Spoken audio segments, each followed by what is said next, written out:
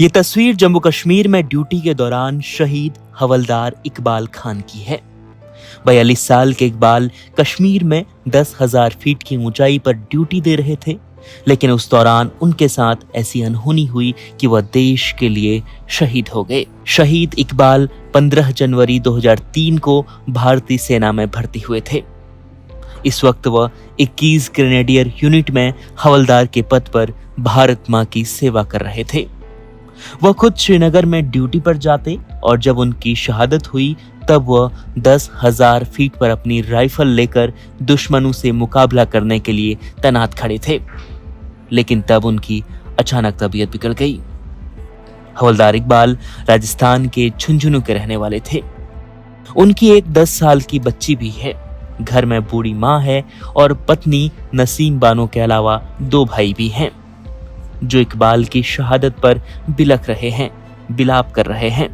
लेकिन इकबाल अब देश के लिए शहीद हो गए हैं और उन्हें छोड़कर हमेशा के लिए जा चुके हैं। वहीं शहीद इकबाल के अंदर देशभक्ति का जज्बा उनके परिवार ने भरा था।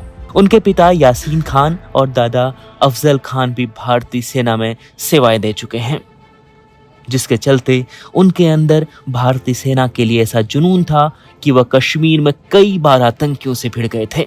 उन्होंने कई बार आतंकियों की गोली का मुंह तोड़ जवाब दिया, लेकिन इस बार शायद नियति को कुछ और मंजूर था। इस बार इकबाल जब 10,000 फीट पर ड्यूटी दे रहे थे तो उनके साथ यह अनहोनी हो गई और वह देश के खातिर शहीद हो गए।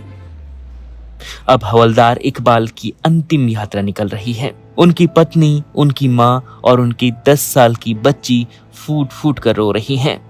पूरा गांव, पूरा इलाका उनकी अंतिम विदाई में शामिल होने पहुंचा है और इस शहीद फौजी की बहादुरी पर तिरंगा यात्रा भी निकाली जा रही है। लेकिन इकबाल का परिवार अंदर से टूट चुका है। उनका तो सब कुछ कुर्बान हो चुका है। एक 10 साल की बच्ची ने अपने सिर से पिता का साया खो दिया है और एक पत्नी ने अपना सुहाग हमेशा के लिए गवा दिया है और एक बूढ़ी माँ का सबसे लाडला बेटा हमेशा के लिए दुनिया से दूर जा चुका है।